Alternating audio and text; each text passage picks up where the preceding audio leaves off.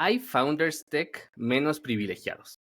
Estos son emprendedores de tecnología provenientes de entornos menos privilegiados que superan barreras únicas, como acceso limitado a educación de alta calidad, capital inicial y redes profesionales para lanzar y escalar startups exitosas. A pesar de los desafíos, su tenacidad, capacidad para innovar con recursos limitados y compromisos para mejorar el mundo a través de la tecnología que los distingue. Las desigualdades en el sector de la tecnología son una realidad con la cual todos tenemos que lidiar día a día.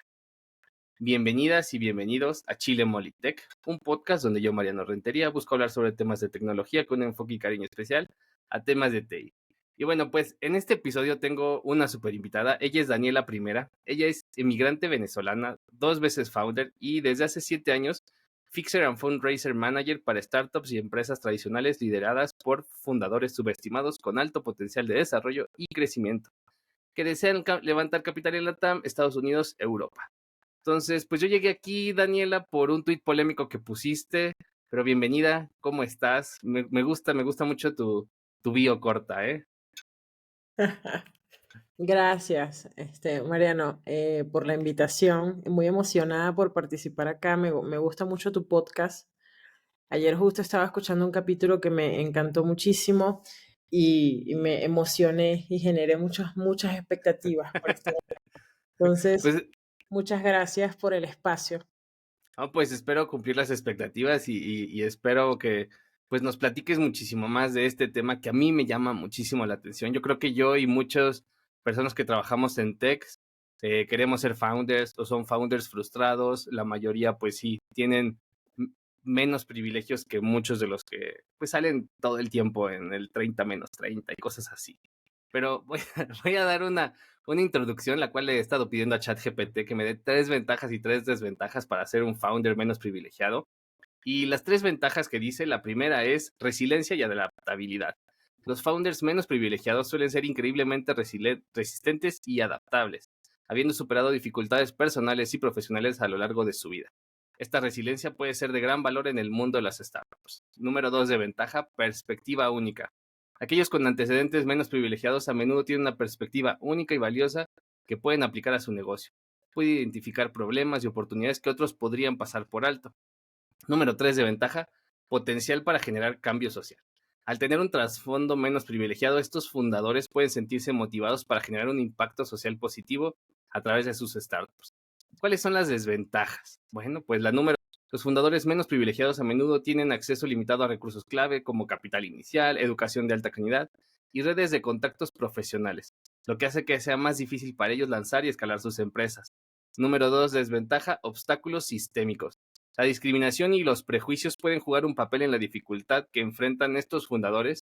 Esto puede ser especialmente cierto en el sector tecnológico, que ha sido criticado por falta de diversidad e inclusión. Y número 3 de desventaja, presión adicional. Los emprendedores menos privilegiados pueden enfrentar una presión adicional al intentar construir un negocio exitoso. Esta presión puede provenir de su comunidad, de la necesidad de tener éxito para mejorar su situación socioeconómica o de la necesidad de demostrar su valía en una industria que a menudo favorece a aquellos con más recursos y conexiones. ¿Cómo ves esta intro al tema, Daniela? ¿Te hace sentido? Me encanta, creo que es muy cierta. Creo que tengo unos 7 años trabajando con founders subestimados, pero quiero hacer como un paréntesis muy importante acá, porque para mí subestimado es justamente esa falta sí, de acceso a network, quizás el no haber estudiado en esas escuelas Claro, de negocios, ya sabes, como de alto prestigio, les dicen, sí, ¿no? sí. Yo no vengo de una escuela de alto prestigio, pero yo a su vez no considero que sea una founder, no soy una founder élite, porque no, reitero, porque no vengo de esas, pero a su vez no sé si soy subestimada porque crecí en un entorno como muy fértil para desarrollarme como Mm, emprendedora. Creo que desde que soy una niña jugaba que tenía una empresa y mi padre tenía como 7 años y me recreó una oficina en mi casa. Wow. Increíble, me encantó porque me llevó, él se lo tomó muy en serio. Mis padres eran los ejecutivos de empresas y mi padre Fin. La trabajaba, frivolidad no me está permitiendo. mira, Ah, Siri estoy dice, la frivolidad no te Sí, deja concentrarte, Daniela. no. Mis padres trabajaban en dos altos ejecutivos de empresas. Mi padre era director de operaciones de una empresa de transporte y vengo de esa industria, emprendí en esa Ok. industria. Y mi madre le encanta la moda y Mm, aunque trabajaba en una empresa como Sodexo Paz, le encanta mm. la moda y vengo de tener una empresa de textiles. Entonces, mis padres como que me formaron, digamos, me amoldaron. Y no sé si eso precisamente me hace una persona subestimada, porque cuando obviamente abrí mis empresas, en la segunda al menos recibí funding de amigos. Mm. Ayer también vi un tweet que decía, ¿qué clase de amigos crees que tengo? Inversionistas y me mandas a pedirles Wow. $500,000. Y eso literal creo que me dio un golpe de realidad fuerte ayer, porque dije, Ujú. es cierto, yo no tuve esas penumbras, no pasé por esas penumbras de ser founder.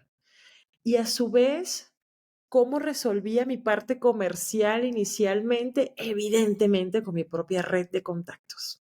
Eran mis Claro. amigos, gente que me conocía, siempre he sido una persona altamente conectada.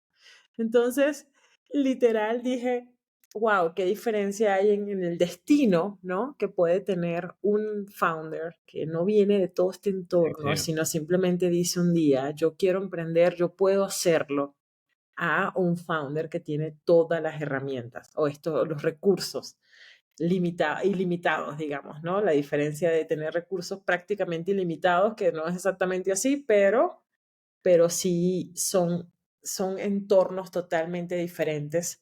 Entonces, pues sí, hace diferencia en el desenlace y en el destino o en el éxito que pueda tener esa persona y su entorno, Sí, las cosas.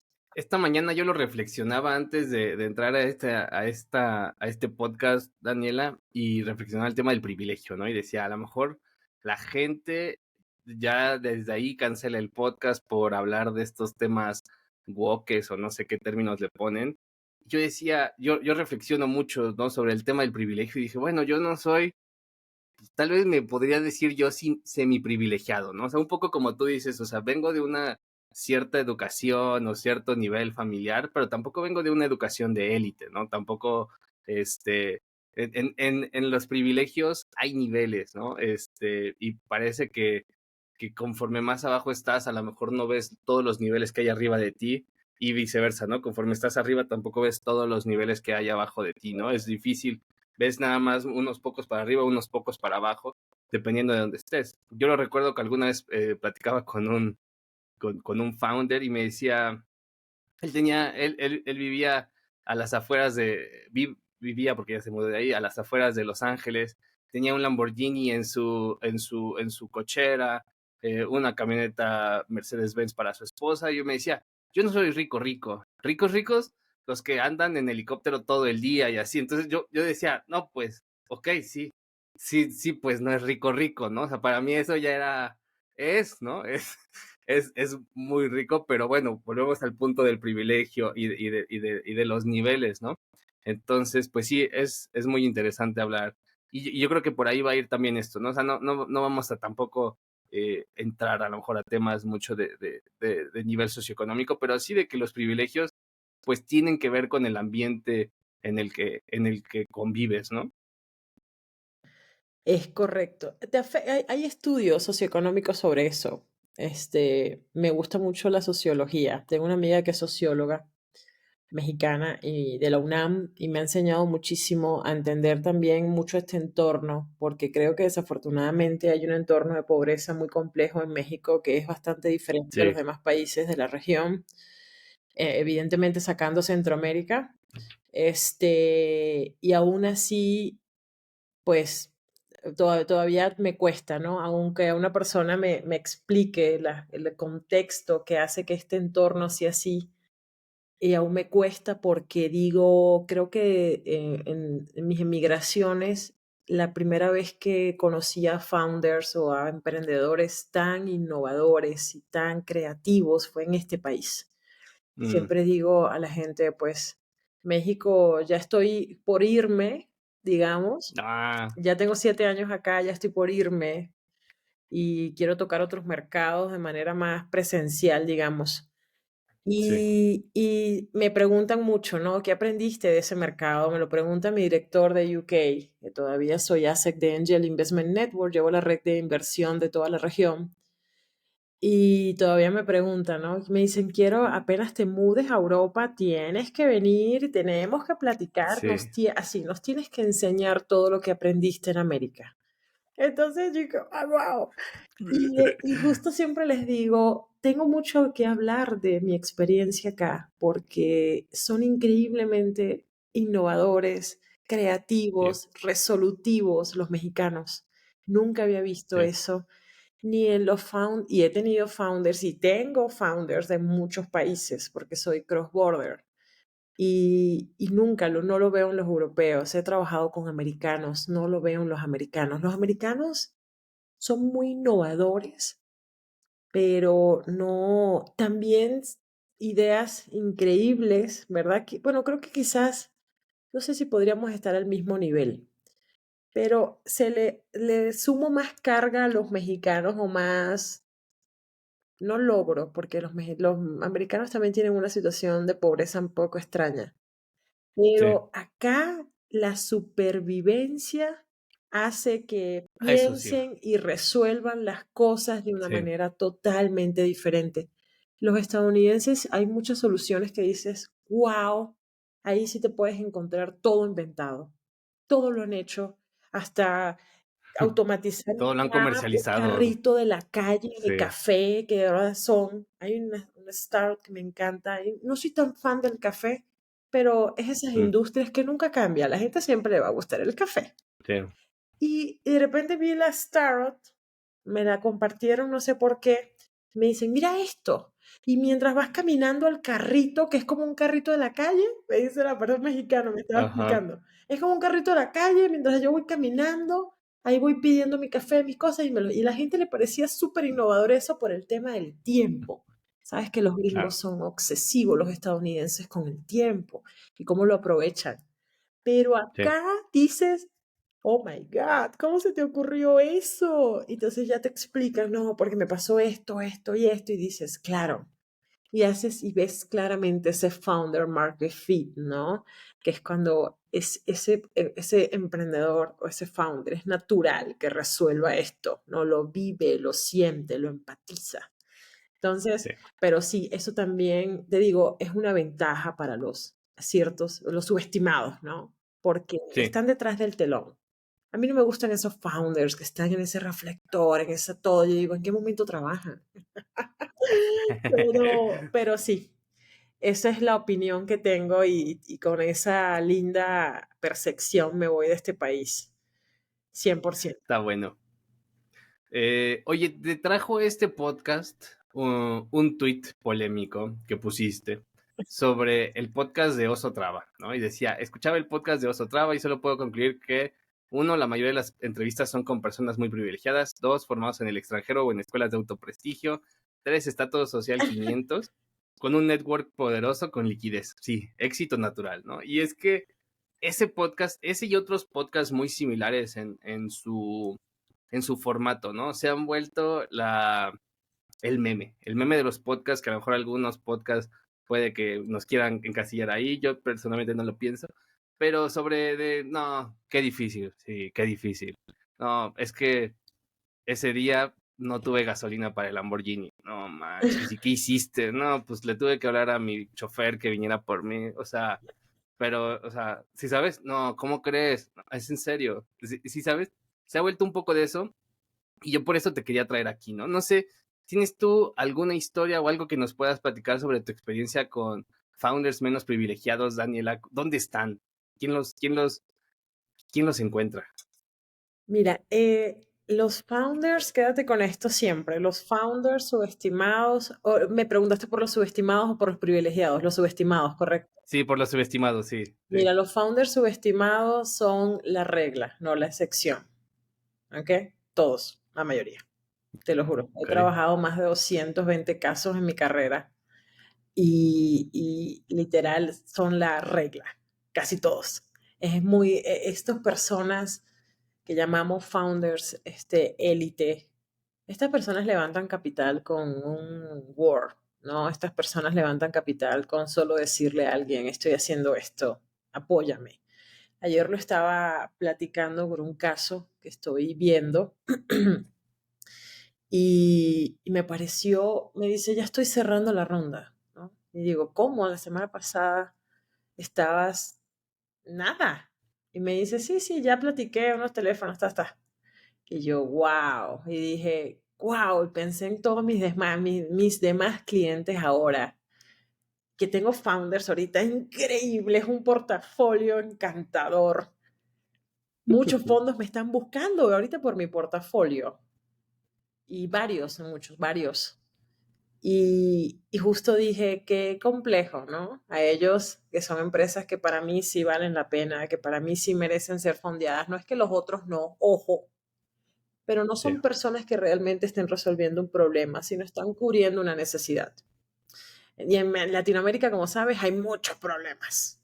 Entonces dije, no me generó enojo, porque me encanta que les vaya bien, pero sí dije, qué injusto, porque esta gente ni se prepara, ni es tan sofisticada. Porque si no, un día se lo pregunté a uno, ¿y qué carrizo fue lo que aprendiste en Harvard? Porque no entiendo qué me estás preguntando. Y me dice, Daniela, ahí no te enseñan eso que tú crees, por Dios. Mi MBA es de otra cosa. Y yo, ok. Pero dices, ¿para qué estudias eso? Más que todo para el network, ya sabes. Y yo, wow. Y dices, qué injusto, porque tengo estas empresas que sé que correctamente fondeadas pueden ser una locura. Son founders que no es su primer rodeo. Son founders que son muy orientados a procesos, a resolver, a entender. Y hay otra característica muy particular de mis founders, y es que no son muchachos jóvenes. Yo creo que siempre, por lo general, yo soy la más chiquita de todos. Tengo 35 años y soy por lo general la más chiquita. Ahorita me dice un founder, Daniela, ya tengo casi 50 años, por favor. Órale. Entonces, por eso yo pocas veces los llamo muy founders y no emprendedores, porque la mayoría son empresarios. Y eso es una naturaleza muy particular de mi portafolio, que son empresarios. Y aún así, se siguen considerando subestimados porque no tienen acceso a nuestras redes. Y eso de Oso, escuché unos 6 capítulos, 7 capítulos de hecho. Qué resiliente y no, estaba muy enferma, tenía COVID. Entonces me sentía tan agotada y tan cansada que no trabajé y me dijo, voy a ponerme a escuchar podcast, ¿no? Y lo escuchaba, las conversaciones y esto, y decía, y yo conozco gente que lo admira muchísimo. Claro. Y son gente que realmente no se puede identificar con eso. Dice, en mi vida he hecho eso, pero lo puedo lograr. Dije, claro, su contenido es aspiracional. Ahorita volvió a lanzar lo de los retos de 5 de la mañana. Y un día otra persona que lo compró me muestra el grupo y me dice, mira esto, multiplica lo que ha ganado esta persona con esta tontería. Y dije, oh my God, este hombre está enriqueciéndose con estos discursos aspiracionales. Y dije, es un pinche genio, me encanta. Pero no tengo nada contra él, no lo conozco. Una vez fui a un evento buscando conocerlo porque creo que uno puede juzgar y eso, que es algo que se lo aclaré a mucha gente que respondió y se enojó. Les dije, yo no emití un juicio, yo no emití un juicio de valor, emití una opinión y todos tenemos derecho a opinar. Pero, pues, sorry, los que yo escuché empezaron a mandarme. Literal, ve este capítulo, escucha este capítulo, este no es de gente privilegiada, este sí. Y uno que me mandaron, una de las personas de las primeras que respondió al tweet, dice, este no es de privilegiados. Y empieza el invitado diciendo, estaba por allá en mi pueblo y estábamos en el club más prestigioso del pueblo. Y ahí es donde siempre Sí. estaba mi familia. Güey, no mames. Entonces me da demasiada risa, pero Reality check. generó muchas visualizaciones. Fue uno de mis tweets más polémicos, porque de verdad la gente se sintió un poquito. Pero bueno, qué desafortunado que lo tomaron así, porque los respeto a todos, somos muchos los que participamos en esta industria. En estos días también hice un chiste de Shark Tank con un estadounidense, imagínate. O sea, yo no es personal, no se lo pueden tomar personal, por favor. Oye, Daniela, pero ¿no consideras que a lo mejor como founder tienes que balancear de cierta forma la aspiración y la realidad? O sea, de cierta forma también es una automotivación, no sé, y yo este personaje de oso tampoco lo conozco, me empezó a salir de pronto en el feed de Twitter, creo que vino a llenar el hueco que dejó otro personaje que ahorita ya hasta se me olvidó su nombre, que usaba como unos sacos, un poco extravagantes, el otro personaje como muy pelón. Creo que también ha empezado a llegar más contenido aspiracional a México, que es muy común en Estados Unidos, en Europa, o sea, yo incluso me atrevería a decir que la cantidad de dinero que hace Oso es esta miniatura versus un montón de dinero que se hace a lo mejor un influencer en Estados Unidos con a lo mejor la mitad de seguidores, pero no sé, o sea, ni siquiera siendo uno de los top, pues, o sea, todavía ese es un segmento que de cierta forma a mí me llama la atención cómo se explota. No es algo que a mí me guste, no es algo que yo consuma. O sea, puedes, y también es algo que a veces cuando sacas de contexto, ¿no? Cuando agarras y dices, bueno, es que si escuchas este clip de 30 segundos de Oso, piensas, y por poner ya le cargué mucho, piensas que es una persona increíble, pero cuando lo analizas con horas y horas de contenido, pues lo sacaste de contexto a lo mejor a veces algo de valor en muchísimo contenido que a lo mejor no da valor, ¿no? Y a los founders les encanta hablar. Yo también he estado tentando hacer ese tipo de contenido, pero digo, a la gente que tiene logros, le encanta hablar. O sea, le encanta presumir, es parte de, pues a quién no le va a gustar hablar de sus logros enfrente de otra persona exitosa y que le diga, ay, qué buen trabajo, ¿no? O sea, ¿Te parece, tienes esa percepción de que la gente, bueno, así, tienes esa opinión, ya eso es un juicio que te formaste? Yo no tengo esa percepción, fíjate. ok. Sí, las personas que he conocido, yo no soy así. Yo soy súper Ok. penosa. La gente querrá decir, Sí. no, Daniel habla mucho, pero como hablo mucho de que quiero saber qué te está pasando y qué le pasa a tu empresa, cuéntame, qué problemas tienes, etcétera. Pero no Es muy de curiosa. ser muy egocéntrica, creo que antes lo era, antes de mis 25 Mm. años. Porque decía, imagínate, a los 19 años tenía una empresa, a los 20 era proveedora del gobierno y no siendo chavista, ni siquiera formando parte de esos círculos, soy una persona de centro, Wow. pero en ese momento de hecho era una persona de extrema derecha, digamos, era mi ideología, mi Uh-huh. familia es de derecha y yo era proveedora del gobierno y no era chavista. Entonces, después tuve mi segunda empresa a los 21 años, me dieron un crédito increíble, le pedí plata al banco y todas esas cosas me dañaron mi cabecita, porque decía, he logrado, a la gente le dan tarjeta de crédito a los 25 años Claro. en Venezuela y tú tienes un crédito microempresarial a los 22 años. Y eso me llenó mi cabeza de ego, de que, pero evidentemente ignorando mis privilegios y ignorando lo que significa mi apellido. Entonces, era como que, yo antes era muy así, hablaba yo. Y después, que ese es ahí donde viene mi nueva prerrogativa. He Ok. reflexionado, escuchando evidentemente las historias de otros founders y de inversionistas que me dicen, oye, no reflexiona, ¿no? Casi que Sí. viniste y casi que no, tenías casi todo hecho y tu familia te ayudó y tu apellido y todo eso. Eso es un privilegio. Por eso le decía a la gente, yo no critiqué ese tweet de que me lo quisieron decir que yo era envidiosa. Y yo, no, Mm. yo también soy privilegiada, olvídalo, no, claro que no. Pero es lo que tú dices. La mayoría de las personas realmente que lo escuchan, van a lograr eso, que esas personas de que los de Cinépolis, ay, por favor. No, es que la Pues sí. familia, tú sabes que todo el dinero, eso no va a pasar. Y le digo a la gente, y no es por un tema de injusticia o no, sino que, perdón, ya esos son familias, que eso es un tema de muchos años, generacional. Eso es otro contexto, ¿no? Sí. Ya nosotros somos otra generación que vamos a lograr otras cosas. Y creo que lo que sí me molesta de ese contenido, que no, Oso no es el único, hay No. muchísimos, es que dices, Hay peores. la gente, te pones a llenar la cabeza de bullshit a la gente para darle ese Sí. motorcito de ganas, o no sé, pero la gente realmente puede lograr eso y va a llegar a tener eso, no Claro. sé.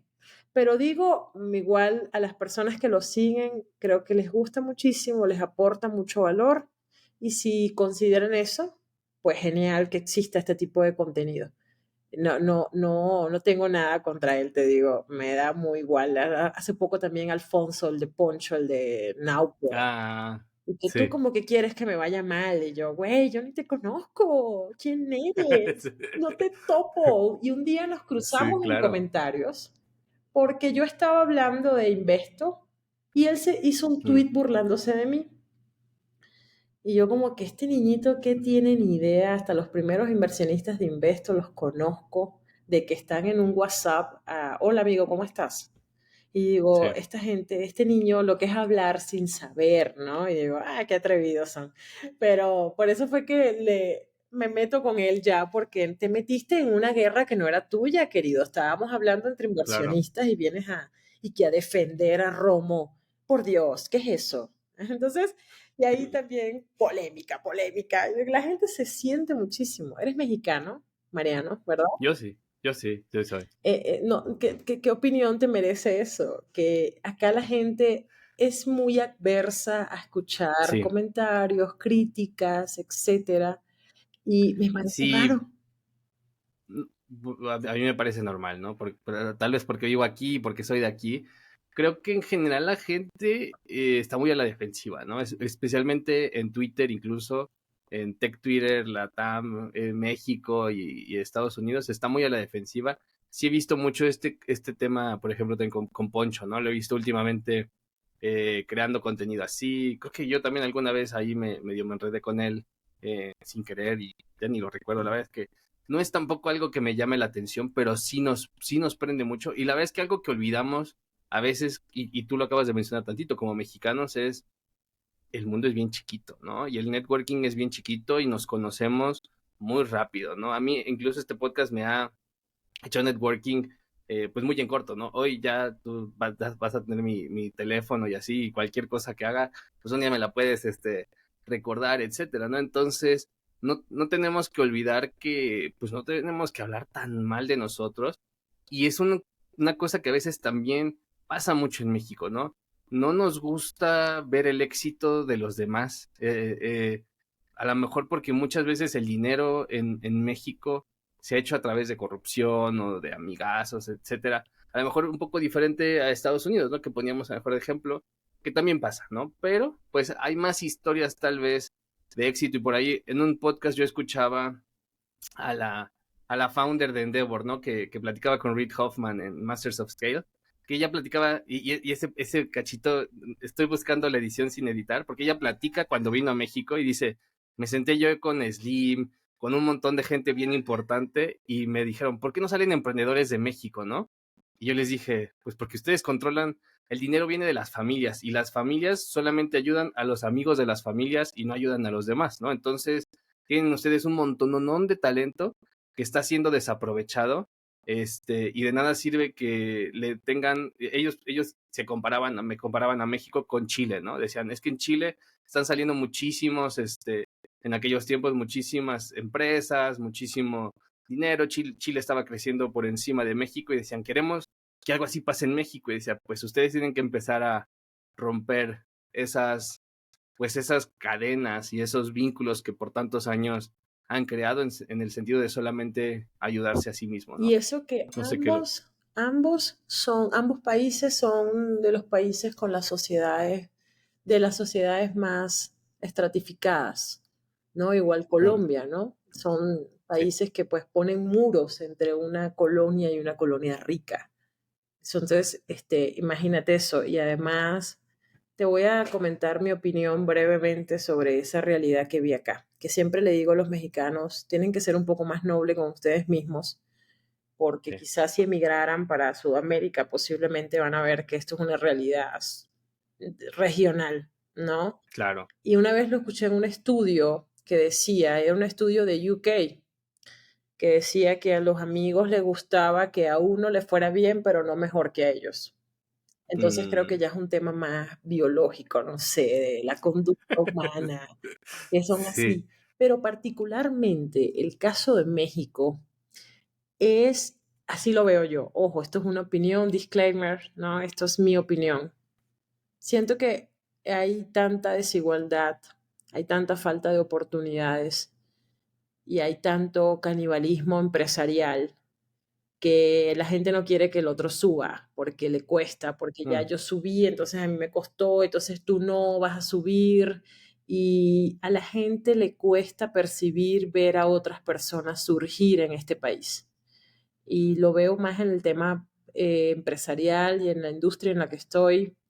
Mucho egoísmo, mucho no es mío, no es tuyo, ¿no? Si no es mío, no es tuyo. Es como que relájense, Claro. hay chance para todos. Para mí siempre he pensado eso, que competidores, competidores. Ayer estaba platicando con un founder sobre eso.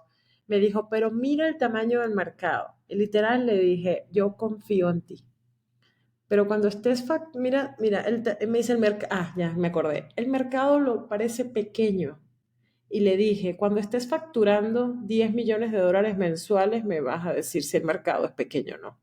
Pero antes de que llegues a eso no debería preocuparte, ni a ti ni a ningún inversionista que te evalúe. Siempre tenemos que, es algo que me encanta hacer, ayudarlos en las narrativas y a controlar sus propias narrativas de sus business case y de sus historias, porque siempre dejan que los inversionistas los increpen. Y la mayoría de los inversionistas no han sido founders. Entonces se ponen en que el mercado, ahora en Estados Unidos vamos hablando de que si no estás en un TAM de 5 a 10 billion, No no vas a eres ser un un caso de unicornio. negocio para ellos. Y digo, ay señor, por Dios, todas esas empresitas se quedan facturando 300,000, 500,000, $1,000,000 y ya. Y el mercado, estamos hablando que es de 1 billion, 2 billions, no me importa que si es de 10 o de 5, no, con uno basta, ya. Porque ni siquiera logran, es lo que lo acabas de decir, el mercado está tan controlado por ciertas manos que al final el market share que puedas agarrar el market share no es tanto, además. Y eso es otra cosa, el market share, cómo están controladas las industrias, eso es otra cosa. Pero bueno, es la percepción que yo tengo de este país, básicamente, que es muy particular. La gente dice, pero estás en México, hablas español. Y yo, pero es que no es un tema de idioma, le digo a la gente, es tema cultural. Esta gente es otro tipo de gente, pero estamos en Latinoamérica. Y hay muchas cosas que siempre es que los mexicanos somos así. Es que los mexicanos, y yo digo, si tú hubieses emigrado alguna vez en tu vida, te darías cuenta que no son los mexicanos y que así es la gente, ¿no? Pero bueno. Esto me motiva a otra pregunta que le hice, por ahí se me olvidó su nombre, ahorita te lo digo, a un angel investor, José, se me olvidó creo que vi que tenías un investor allí, sí. Ajá, bueno, le preguntaba yo, si últimamente a lo mejor en Tech Twitter yo he estado viendo, bueno, en Twitter, he estado, X, ya no sé, en X he estado viendo que llegan muchos fondos, muchos inversionistas de Estados Unidos que quieren empezar a dejar dinero en la región, ¿no? Precisamente los veo mucho en México porque es mi círculo. Y creo que muchos de los retos con los que a veces se topan es el tema cultural, ¿no? De que no es lo mismo, primero las introducciones, que te conozcan, que confíen en ti, que sigan los procesos que estás acostumbrado. Él me decía que pues, cada quien era un poco diferente, ¿no? Pero tú sí piensas que el tema cultural sí cambia. Digo, en este caso José, pues él es mexicano, ¿no? Por supuesto. hay dinámicas y reglas básicas de mercado que todos tienen que saber. Y pues los extranjeros, europeos o estadounidenses, no lo entienden. Hay muchas cosas de que tú como latino ves y dices, esto es mentira, o esto no está, o esta gente me está mintiendo de alguna manera acá, o José están Bielma. ocultando información, eso es imposible. Y creo que eso ahí me gusta, gracias por la pregunta, solo le voy a dar un consejo a la gente y es que lean la ley, ¿no? El marco regulatorio, entiendan hasta las leyes de tránsito, entiendan todo. Sí. Yo soy ese tipo de inversionista que necesito entender todo, el overview de la situación legal, financiero, y como tengo esa perspectiva de founder, es evidente que cuando hay muchas veces que veo cosas y digo, no, eso no lo vas a lograr, o eso es mentira, y eso es mentira porque la ley te impide que hagas esto, porque para esto necesitas una licencia, porque si algo te pasa, vamos a perder la inversión por esto, por esto, por esto. Entonces, como que todas esas cosas, si no comprendes, no va a haber. Y no es un tema de confianza, porque dices, no, es confianza. No, mira, yo creo que en los negocios, o sea, no están, yo confío, no, yo recomendaría que no confiaran.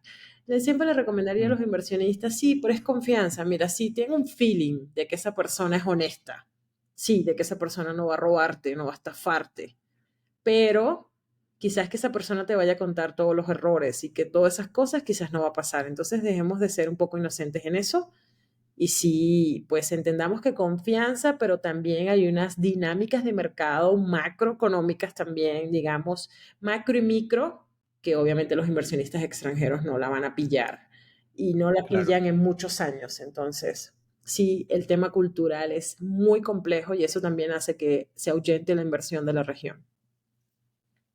Oye, regresando tantito al tema de los menos privilegiados, ¿cómo puede abrirse camino un founder con menos privilegios, ¿no? O sea, algunos tips, por ejemplo, para conseguir dinero.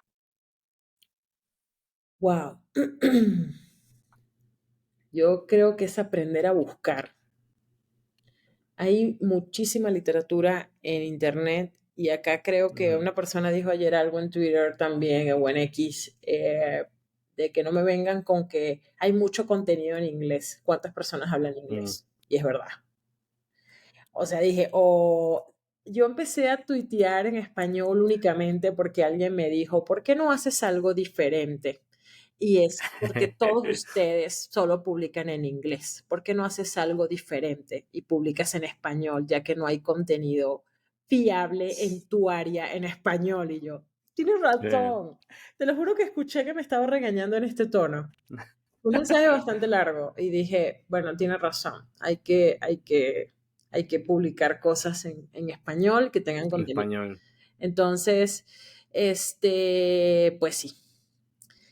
¿Qué te estaba? Perdón, se me fue ¿Cómo abrirse camino? cómo abrir adicional el camino. Te digo, Y decías que no, había recursos, supongo que en español. creo que creo que ese es mi consejo en general, aprender a conseguir información. Creo que no tengo más Ok, nada que aportar al respecto, porque así lo hice yo, buscando cómo se hace esto y cómo fundraising calendar. Y hay tiempos buenos para levantar capital y tiempos no tan buenos y siendo curioso. Yo creo que ese es el mejor consejo que les puedo dar, aprendiendo a buscar información. Porque otro de que sepas prospectar, que sepas, no, es tan compleja nuestra industria y tiene ya tantos detalles técnicos que ya yo me he dado cuenta de eso. Todos los días que trabajo con mi portafolio digo, y para mí esto es fácil, pero comunicarlo y decirle a alguien, debes de hacer esto y debes de ir a un evento de networking. Antes de ir al evento, identifica quiénes van a estar ahí, ve quiénes son sus caras. termina el evento, te vas acercando a ellos, platica con ellos, pero ya tienes que estar listo, tienes que estar listos para cerrar el asset. Y todas esas cosas, cuando te estés en y un inversionista te quiera increpar de cómo te vas a tomar el mercado, polariza, cambia la narrativa. Esa persona ni sabe qué es facturar $150,000 en un mes. Entonces, tú eres dueño de tu narrativa, no ellos. Todas estas cosas, y cuando lo van a poner a práctica, mira, del dicho al hecho hay mucho trecho. Entonces, por eso les digo a la gente, miren, el mejor consejo que les puedo dar es que busquen, lean mucho y entrénense, ¿no? Practiquen, practiquen, practiquen. Y creo que así vas a poder tener un approach exitoso, digamos, en nuestra industria, entre comillas. Algo que yo le aprendí en el mensaje, o algo que a lo mejor yo reflexioné en mi plática con José Bielma, ya me acordé de su nombre, un saludo, era sobre que a lo mejor a veces no nos damos cuenta que de cierta forma las dos partes están urgidas, necesitadas, ¿no? El founder necesita dinero y el inversionista necesita invertir, necesita gastar dinero para poder generar más dinero, ¿no? Y entonces, a veces el founder está de cierta forma muy penoso, ¿no? Voy a usar esa palabra, ¿no? Le da pena pedir, aventarse, quemar las balas, como decimos a veces en español. Y de cierta forma yo veo muchos inversionistas, ahora que lo reflexiono más, muchas posiciones, por ejemplo, de VC fundings y cosas así, que contratan gente de Data Analytics con el único sentido de poder medir mejor y poder encontrar más founders y más empresas en cuáles invertir, ¿no? Y a veces no nos damos cuenta de que existe una necesidad de ambos lados y a veces tú pues piensas que estás en una posición a lo mejor más baja que la otra persona, ¿no, Daniela? Mira, wow, el aporte está complejo para responderlo. Pero porque creo que tengo una opinión diferente. Que la gente, cuando tiene esas aversiones o esas penas que tú dices, mejor dicho, tú dices penas, yo digo que es Sí. aversión. Okay. Y que hay que trabajar mucho la aversión al rechazo, al fracaso, y que hay que ser más temerarios y entender que la propuesta es tuya, pero que esas personas invierten porque tienes que ser un negocio. Y creo que antes de atribuirle a otro tipo de cosas, creo que cuando la gente está realmente preparada, no tiene esos miedos. Y creo que cuando la gente está verdaderamente preparada, lo logra. Por eso siempre escuchas a los inversionistas diciéndole a la gente, prepárense, prepárense, prepárense, prepárense. Porque acabas de decir algo, hay gente buscando, ellos tienen el dinero y ellos tienen la necesidad. ¿Sabes qué es lo que pasa? Esa gente tiene exceso de deal flow, pero deal flow que no es tan bueno. Me pasa igual a mí también. Y yo no invierto cash, invierto mi tiempo, que es peor. Siempre le digo a los inversionistas, esto es peor, porque tu dinero, tú mañana tienes otra vez 25,000, $50,000 en la cuenta, pero tu tiempo nadie me lo va a recuperar. Y yo no voy a volver a tener chance de estar allí y de invertir mi tiempo en otras cosas. Pero esta gente tiene exceso de deal flow y no hay tanto deal flow cualificado que nosotros podamos decir, esto vale la pena invertir y se va a convertir en un negocio. Y creo que también eso es un consejo que me gustaría darles a los founders que escuchen esto. Prepárense bien, analicen si esto, háganse preguntas. Hay un documento que se llama Startup Checklist. Hay un libro, documentos, guías, pero son Startup Checklist, literal. Búsquenlo así. Y ahí te dice muchas cosas de, oye, esto es un negocio, esto no es un negocio, busca esto, analiza tu competencia. Y cuando tú entiendas que tienes un negocio y lo demuestres, allí ve a la industria porque es lo que acabas de decir. Tienen dinero y lo necesitan colocar. Oye, llevamos un buen ratito, pero espero que todavía tengas tiempo. Algunos de los puntos que ponías en otro tweet decías cosas que yo ni siquiera sé qué demonios son y quiero que me lo platiques. Dice, estrategias de fundraising. ¿Cuáles son esas, Daniela? Por ejemplo, ese es el punto 1 que ponía. Estrategias de fundraising es tus estrategias para levantamiento, ¿no? Como tus términos de inversión, tu perfil de inversionista ideal, porque un perfil de inversionista ideal no es solamente alguien que invierta en PropTech o en HealthTech, es un inversionista que te aporte valor, que puede resolver problemas, que tenga network, que pueda hacer muchas cosas por ti, ¿no? Eso que antes lo llamábamos el smart money y todo este tema, ahora lo llamamos investor founder fit, ahora founder market fit, o sea, siempre estamos en estas cosas, ¿no? Whatever. Pero es esto, ¿no? Básicamente, que tú entiendas cómo vas a prospectar tus assets de inversión. Oye, necesito levantar 2 millones. Bueno, tienes que prospectar 4 millones, el doble, o 6 millones. Ah, ¿por qué, Daniela? Para que tengas un mayor porcentaje de conversión. Daniela, ¿y cómo se prospecta esto? Bueno, tienes que ver cuál es el ticket mínimo. Si el inversionista invierte de 500 a $1 millón, esos son los que vas a acumular.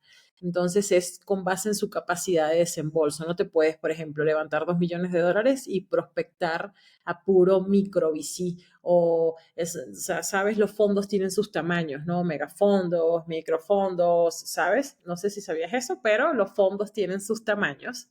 Y pues también con base en tu estrategia de recaudación tienes que saber qué tipo de fondos prospectar. ¿Por qué? Porque un micro VC, por ejemplo, te invierte $50,000, $25,000, $100,000, pero tú tienes una ronda de $3 millones. No, no te va a convenir puro prospectar 25,000 porque te va a atomizar el cap table. Entonces, todo ese tipo de cosas es las estrategias de fundraising, básicamente, lo que hacen conmigo. Mira, hasta me brilla los ojos.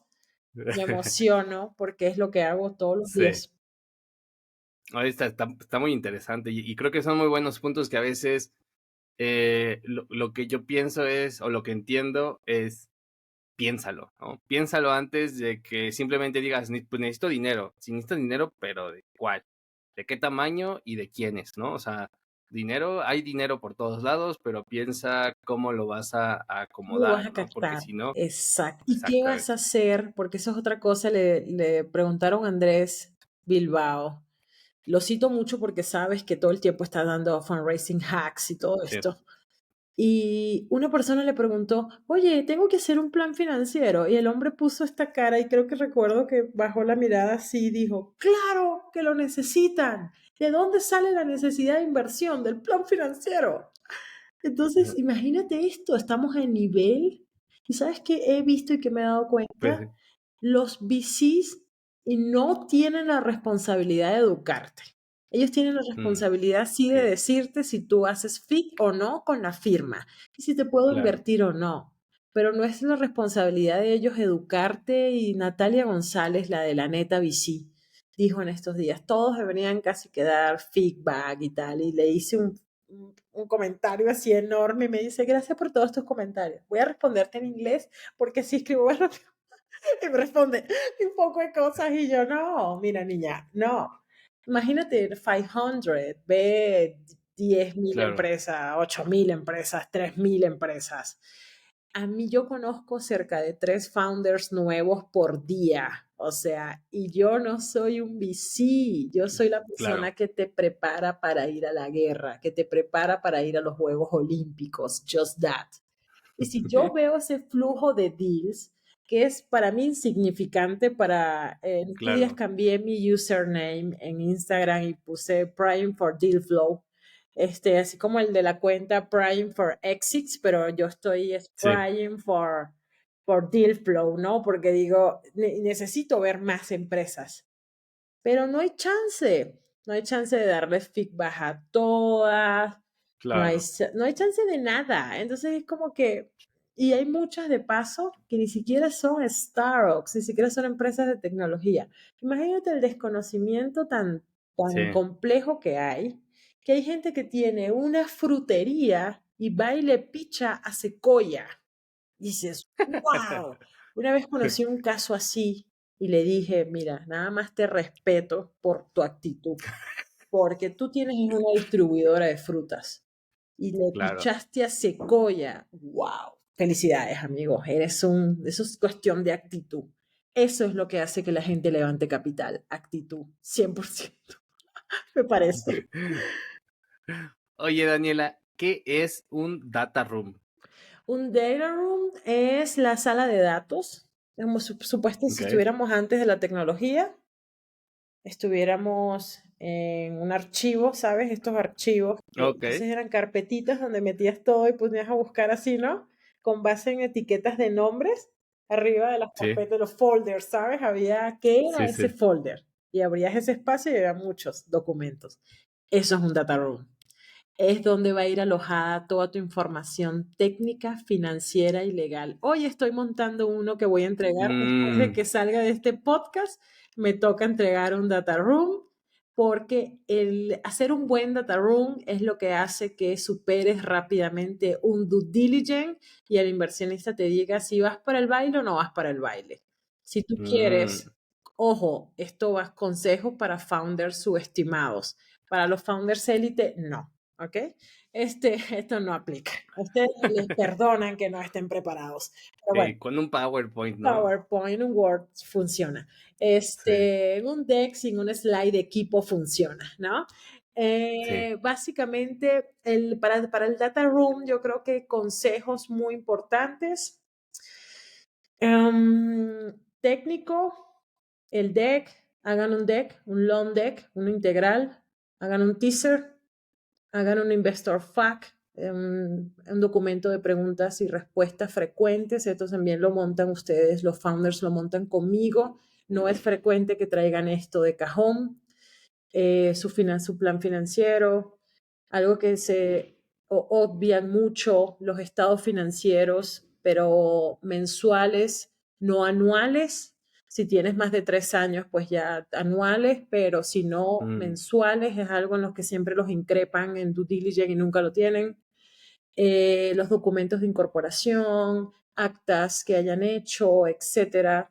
Por ejemplo, si van a levantar algo que tienen un valor que tienen conmigo, es que nosotros prospectamos en Estados Unidos, en Latam y en Europa.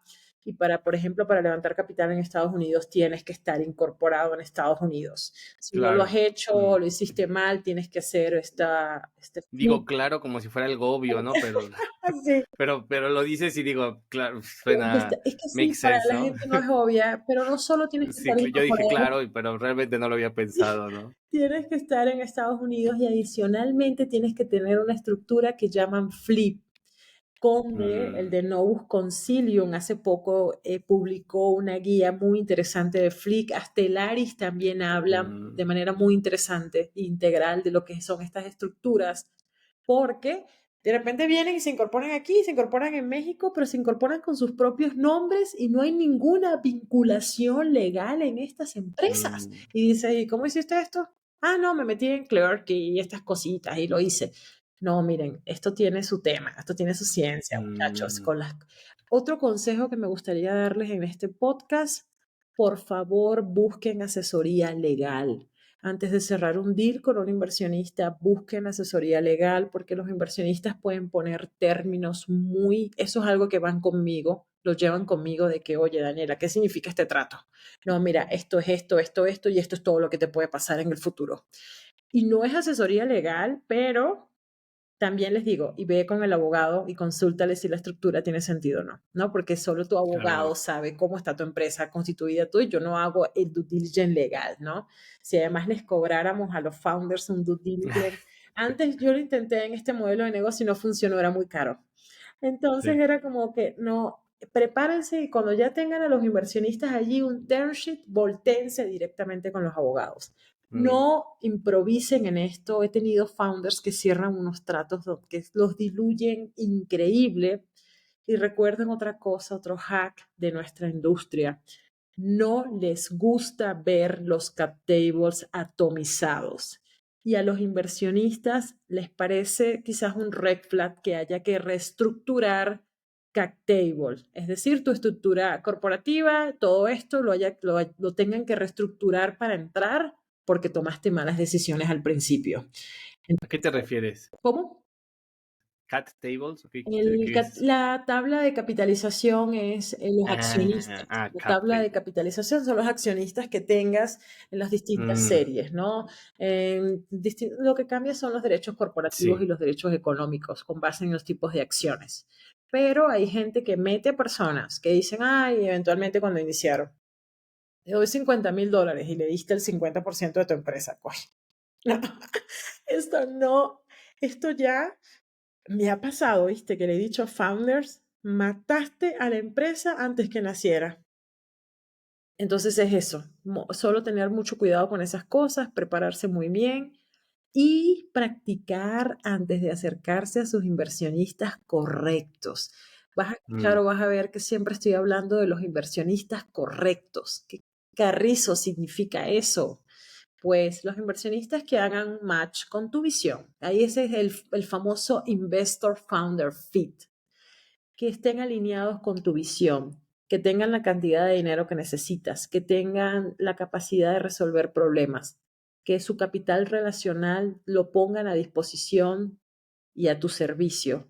Y adicionalmente que puedan hacerte follow-on. Que follow-on, que puedan invertirte en unas rondas futuras o puedan liderar tu estrategia de inversión.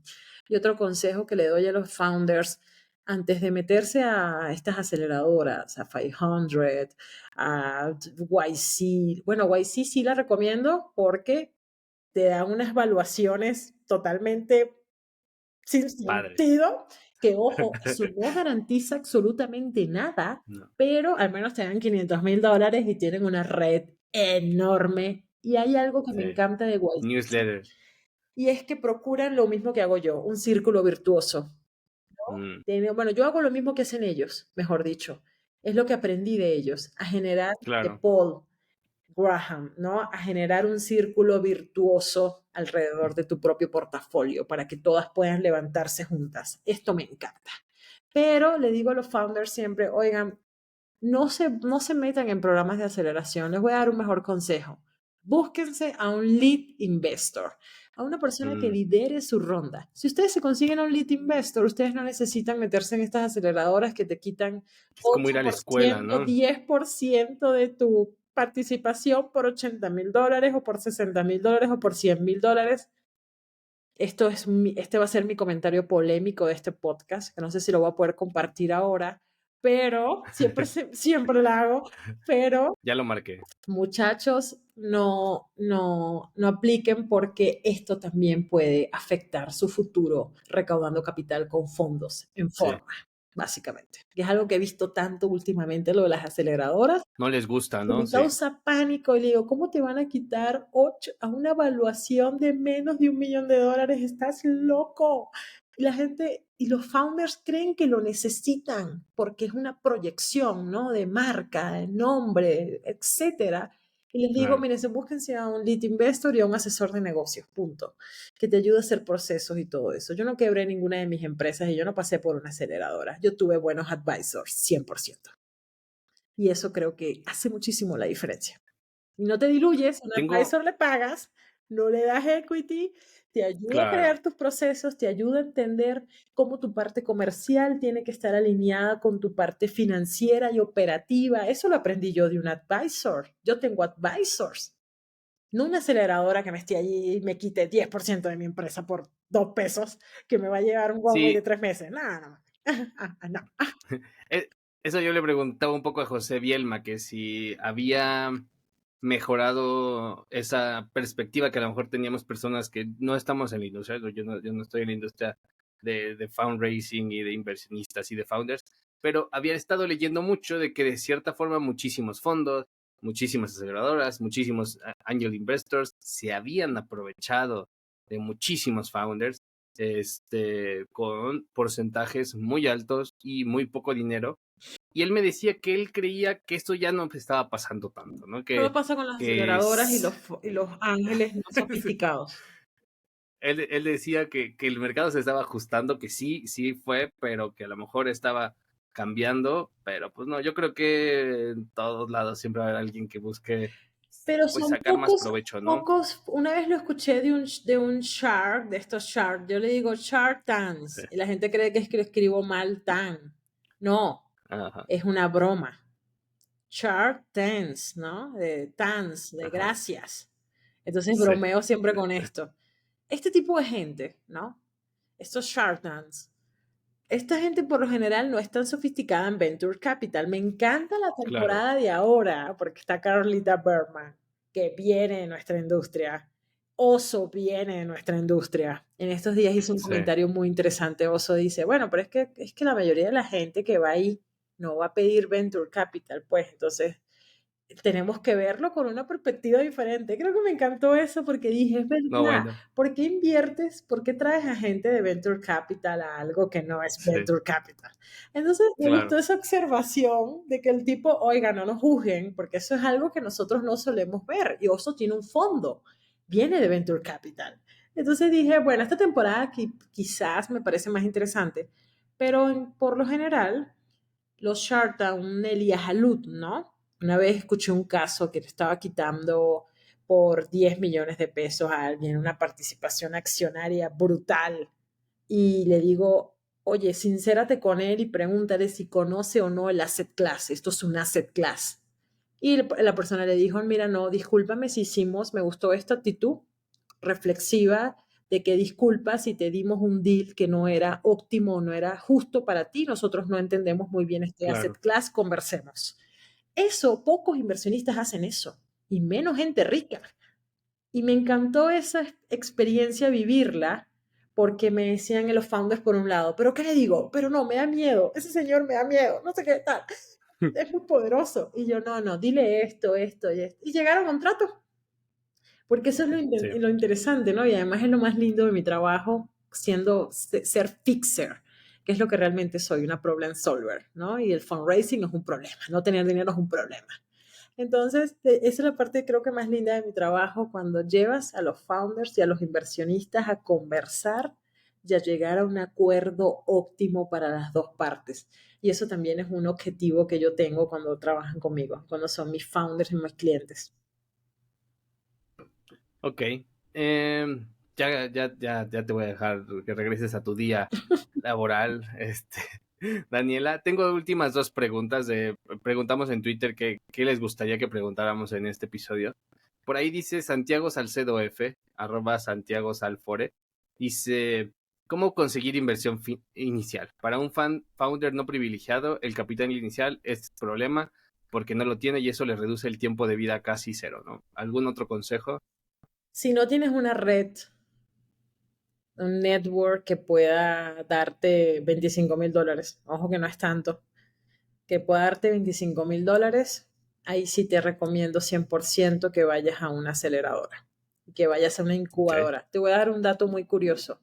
Y las personas que me están escuchando me pueden contactar y me pueden pedir estas bases de datos. Hay una plataforma específicamente que acumula todas las aceleradoras del mundo.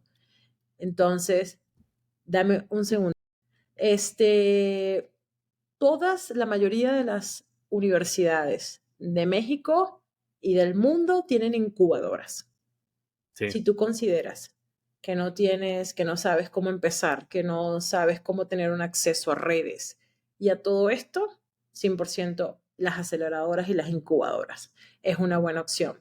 Si no puedes desdoblar tu propia red. ¿Y qué es desdoblar tu propia red? Eso, que tú identifiques quiénes son tus amigos, tus compañeros de trabajo, tus compañeros de universidad que puedan ayudarte a fondearte y a darte 10,000 pesos, 20,000 pesos y así juntar un capital inicial y sobre bajo qué condiciones hacerlo. Ahí también, como instrumentos de inversión, notas convertibles, SAFE, Novus Concilium tiene hasta formatos estándares para hacer este tipo de negociaciones. Entonces yo recomendaría 100%, si no tienes esa pista de cómo hacerlo, incubadora, aceleradora. Úsalas. Y si no sabes evidentemente cómo desdoblar tu propia red. Y también inversionistas ángeles. ¿Y cómo conseguirlos? Vayan a los eventos de nuestra industria. Sí. Hay muchos eventos siempre. Vean quiénes van a ir, quiénes van a ser los speakers, investiguen a quién sigue esa gente, de qué habla esa gente. todas esas cosas, vete involucrando, empapándote de lo que es ese entorno y eventualmente vas a llegar a la persona correcta que va a ser esa persona correcta. Lo vas a saber. Ok. Sí, justo algo así me dijo José, ¿no? O sea, no existe un catálogo y medio hay por ahí una plataforma, pero pues nada como ir a los eventos, conocer gente y así para poder generar esas Boletia, conexiones. Eventbrite, Twitter, Sí. métanse en Twitter. Mucha gente en Latinoamérica dice, yo no uso Twitter, de los mismos de nuestra propia industria. Yo no uso Twitter. Usemos Si tú LinkedIn. no estás en Twitter, tú no estás en nada, ¿ok? Pero Estoy de acuerdo. LinkedIn también se pueden enterar por eventos por allí, pero Eventbrite es un buen punto de partida, Boletia, Luma salió ahorita nuevo y Luma también te manda eventos con base en los intereses que establezcas. Hay muchas opciones para ir a eventos. Mosca con esto, ojo con este consejo, porque mucha gente se vuelve luego cocteleros, ¿no? Y van a todos los eventos y Claro. no, ojo, elijan muy bien en qué eventos se aparecen. Ojo, no se prostituyan. No pierdan el tiempo, porque muchos de estos eventos solo te hacen perder el tiempo. Yo elijo muy bien en qué eventos me aparezco. Eso es cierto. Porque pierdes un montón de tiempo, no ganas nada, no sacas ni un buen contacto y dices, ¿para qué perdí mis 2 horas de vida cada 3 horas? Yo sí Ni soy muy buenos fastidiosa tragos, con ¿no? eso. No como dicen ustedes, mamona no. Pero sí elijo muy bien. Lo escuché de mis amigos de MD Partners y me dicen, Daniela, hay que elegir muy bien los eventos. Y yo tienes toda la razón. Hay que elegir muy bien Sí. dónde te apareces porque muchas veces es solo una pérdida de tiempo. ¿Qué te iba a decir? Última pregunta por ahí. Cuando ponías estos puntos, Abnitore con Falonieri, decía la importancia a lo mejor, o qué consideras tú, de cómo prospectar y cómo llevar un buen y efectivo CRM. Creo que ya hablamos ahorita más adelante. Nos conocemos, Amintor y yo. Nos conocemos bastante. Saludos, amigos. ¿Cómo prospectar? Justamente, entiende en qué stage estás, entiende qué tipo de values necesitas que te aporte tu inversionista. Un punto de partida. Hay muchas listas de inversionistas en internet, está también Founder Suite. En estos días, Derek Watson, prácticamente, esto no debería decirlo porque lo podría meter en un problema, pero la comunidad de Derek Watson hizo una versión gratuita de Crunchbase, ¿no? Lo automatizó en un Excel. Entonces Súper también bien. pídanme recursos a mí también. Me dicen, Daniela, dame tu recopilación de listas de inversionistas. Se las doy, hay muchas y yo las tengo todas recopiladas en un Word. Que prospectar bien, tamaño de fondo. Esa es el tip que ya te di de que si estás levantando 2 millones, prospecta para 4 millones, el doble. Ser muy cuidadoso con las estrategias de seguimiento.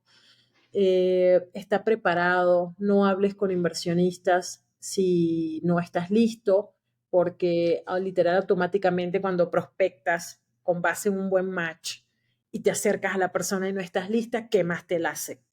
Entonces, mucho cuidado con eso. Y también les recomiendo que prospecten en 3 niveles de matchmaking, ¿no? De buen match. Hay un good match y un estándar, y el estándar es básicamente que son los fondos agnósticos. Los fondos agnósticos siempre deberían ser su plan B. Esto es un consejo que, perdonen amigos que tengan fondos agnósticos, los quiero a todos y los respeto a todos, pero evidentemente es mejor buscar fondos que estén más especializados en la vertical en la que estás. Claro. Y eso es llevar y activar de 5 a 10 assets por semana a la vez, con calma, no activar a 100. Y un consejo también muy importante, por favor no manden mensajes en cadena y utilicen icebreakers personalizados. ¿Por qué te estás acercando a mí? ¿Por qué tu empresa me sirve a mí como inversionista con base en mi portafolio? Cuando escuchas a estos inversionistas diciendo, haz tu chamba, haz tu chamba, haz tu chamba, se refiere a esto. No me presentes cosas que no tienen nada que ver con mi firma y mi tesis de Conmigo. inversión. Ese sería el Claro. consejo más importante. Y además, como dices tú, ¿no? Quemas los assets, quemas las balas, La lo gente decía se yo, olvida, más 48 horas coloquialmente. después ya ni se acuerdan quién eres tú. Vuelves 15 días después y dicen, ¿quién eres tú? ¿Me presentaste tu empresa? ¿Dónde? ¿No? Eso es lo que pasa, muchachos. Claro. Tengan, muchachos y muchachas, tengan esto en cuenta. Si no estás preparado para abrir el asset, en 48 horas los de The Venture City dicen que en 72 horas se olvidan de ti. Entonces, por eso es tan importante, prepárense antes de. Y si no saben cómo prepararse, pues escríbanme en Twitter. Ajá, dajopri, arroba. Excelente. ¿Alguna última conclusión, Daniela, antes de pasar a la sección de Tech Twitter?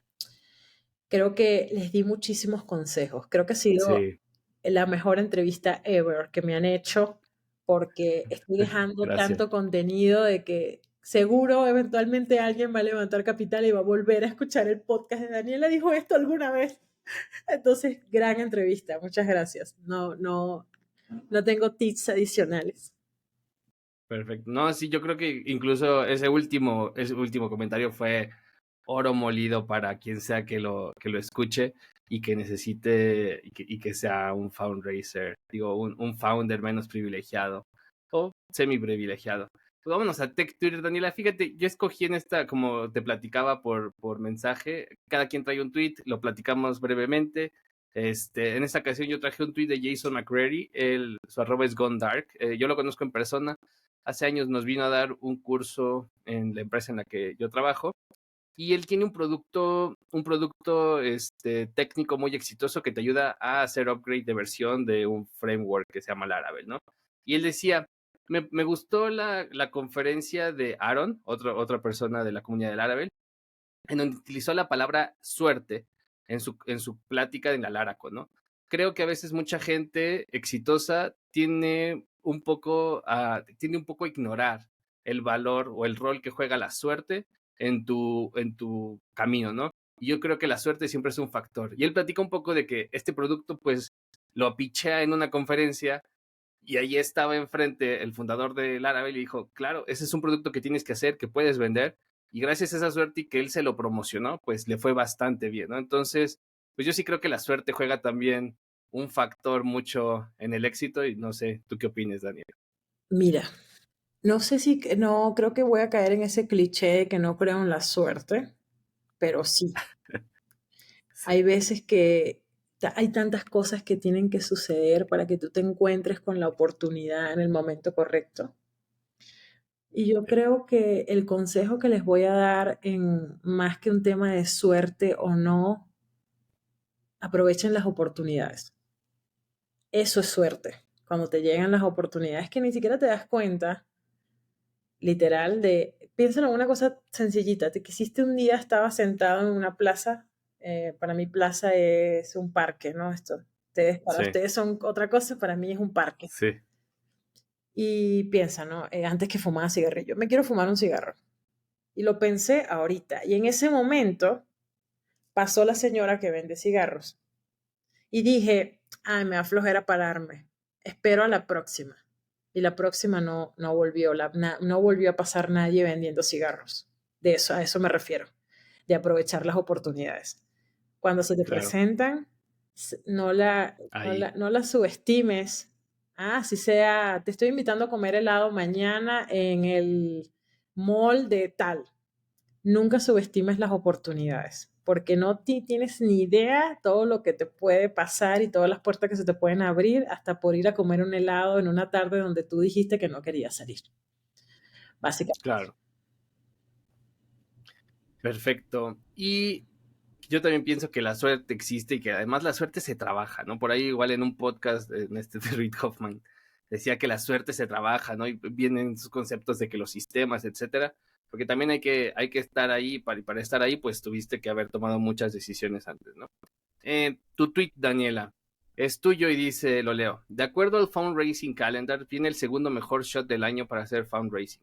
Este rush empieza en septiembre, es decir, para los que necesitan levantar capital y no han empezado a prepararse, a partir de ahora les queda menos de 40 días para estar listo y eso lo publicaste hace como 15 días, el 17 de julio. ¿Qué es esto, Daniela? El Fundraising Calendar es los mejores momentos del año para levantar capital.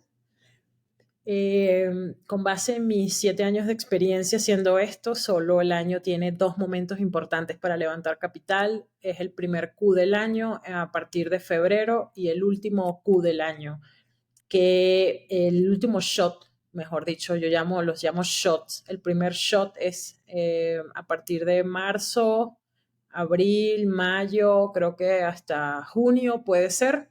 Y el segundo shot empieza en septiembre hasta noviembre. Entonces son esos 2 momentos muy importantes del año para levantar capital y no sé por qué para la gente no es tan claro esto. Yo porque soy una obsesiva en identificar patrones y Claro. básicamente es lo que he visto los últimos 7 años de mi vida, que me he dedicado a hacer esto, todos los días de mi vida, a hacer fundraising. Y esas son las fechas. Hay mejores tiempos y peores épocas para levantar capital. Por Sí. eso hay founders que dicen, ¿qué pasa? No pasa nada, nadie me responde. Y activaron la ronda en diciembre. No, no funciona así. Somos personas normales que tenemos familia. Bueno, yo en mi caso no, pero la mayoría de la gente de mi industria tiene familia, tiene hijos, todas estas cosas, se van de vacaciones, de verano. Ahorita, por ejemplo, todos están de vacaciones. Es inútil hacer algo porque todos están de vacaciones. Entonces mis clientes, sácame ronda. No, no vas a salir a ronda porque no, es inútil. Y yo no hago esfuerzos inútiles. Yo soy una persona mucho más estratégica pensando que ejecutando. Ley de Pareto, ¿no? Paso 80% pensando, Claro. 20% ejecutando, porque en mi carrera, al menos cuando yo lideraba las rondas, nunca le he presentado una ronda a más de 30 inversionistas, de verdad. Eso es hacer una buena prospección. Excelente, excelente, Daniela. Pues muchísimas gracias. La verdad es que no había pensado en este calendario. Pensé que a lo mejor nada más aplicaba para estas aceleradoras, ¿no? Que sí tienen estos baches, pero bueno, Sí, fíjate que ahorita hay una para... aceleradora que lanzó un programa de fundraising y le dije, el muchacho me dice, pero son 6 meses. Le dije, exacto, cuéntalos.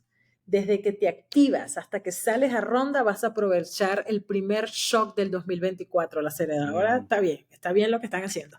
Creo que acelera la TAN, algo así. Les dije que los topos hacen similar a lo que yo hago también, tienen un servicio, pero ellos tienen fondo.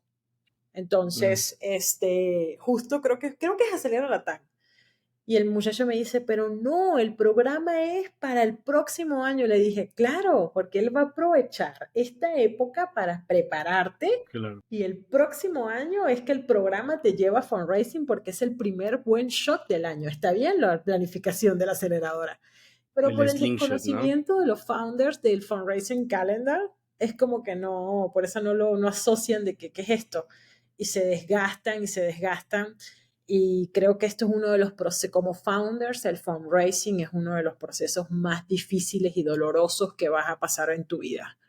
Y ya para mí no, porque pues ya lo he hecho tantas veces que ya con un founder mío que ya está en ronda, ya hemos recibido 2 no.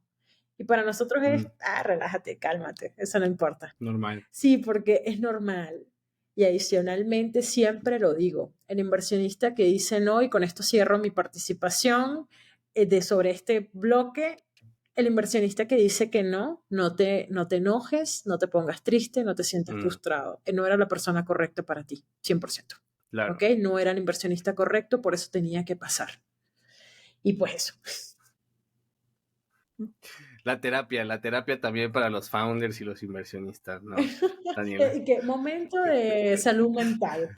Porque sé que hay una founder me dijo ayer algo de que tengo un miedo escénico de salir a levantar y le dije, no, lo que tienes es miedo al rechazo y a fracasar. Claro. Y eso, ¿sabes qué? No importa, porque eres talentosa, tienes una buena empresa y pues just that, y eso es lo único que importa. Lo demás, de que te van a decir que no, por supuesto, es como las citas. Si tú estás en citas, no todas las personas van a ser ideales para estar contigo. Tienes que pasar por muchos no me interesa salir contigo, hasta que encuentres a esa persona ideal. Es exactamente lo mismo. Creo que la relación con un inversionista va a durar más de lo que dura ahora, en promedio, un matrimonio moderno. Entonces, tómenlo muy en cuenta. Son relaciones que van a sostener por los próximos 5, 7, 10 años y es muy importante que pues haya ese fit entre ustedes y los inversionistas, porque si no, pues imagínense, esto va a ser un cuento de terror. Por eso siempre les digo, agradezcan cuando les dicen que no, porque no era el inversionista correcto para ti. Ok. Oye, pues muchísimas gracias, Daniela, por haberte animado a participar. Muchísimas gracias a todos también los que llegaron hasta esta parte del podcast. No sé si quisieras agregar algo más antes de irnos, si nos puedes decir cómo pueden saber más de ti, tus redes sociales. Yo de todas formas las voy a dejar aquí en las notas del podcast.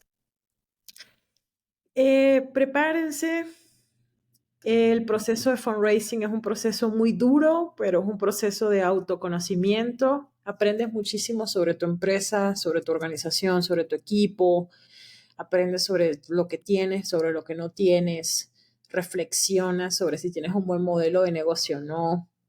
Creo que es un proceso para mí, de acuerdo a lo que he visto en mis clientes, es un proceso de autoconocimiento necesario, doloroso, porque todos los cambios representan muchas veces sacrificios o significan dolor.